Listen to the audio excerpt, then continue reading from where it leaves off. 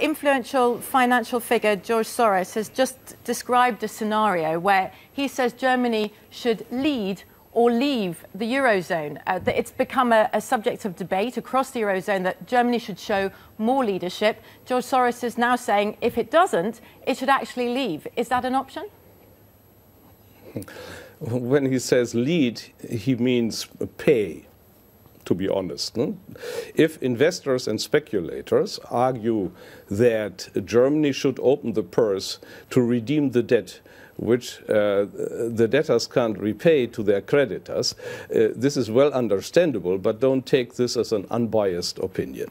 Is there also a cultural question in Germany, looking at German public opinion, an uncomfortable sense of taking leadership because of Germany's World War II past? Jan Ross, a commentator for Germany's weekly Der Zeit newspaper, says for decades leadership by Germany was the last thing the world wanted, and Germans wouldn't have dreamt of doing. The word leader was taboo because, of course, it's Führer, which was how Adolf Hitler was referred to. And he says it caused the tongue to knot. Is it because of the history also that Germany is reluctant to lead, not just about economics, but culturally in Europe?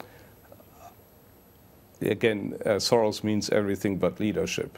He means payment. But I would fully agree that Germany should not lead. Because of Germany's history, this is not the country that can have a leading role in Europe.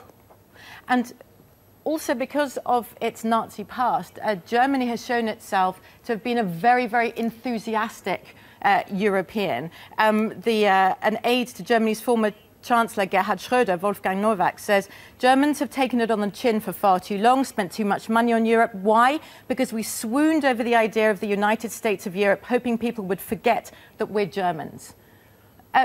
Do you think that Germans now, because of the fears of paying too much, might be tempted to turn their back on Europe?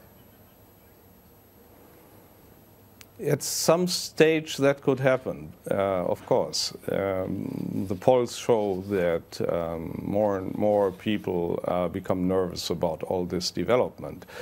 So this is one of my concerns. I am very much concerned that the policy of making private debt contracts, public debt contracts, is dangerous for Europe. You know, the strength of the market economy is that between the difficulty between a debtor and a creditor is being resolved by the legal system.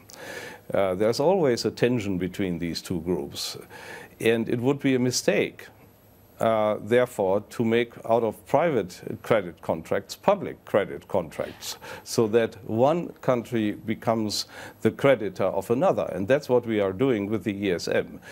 And that's what I mean. So our children, Germans would become creditors. The Dutch people would become creditors. They would then, in the future, have to go to the debtor countries and reclaim the money. I can't imagine this as a very peaceful process.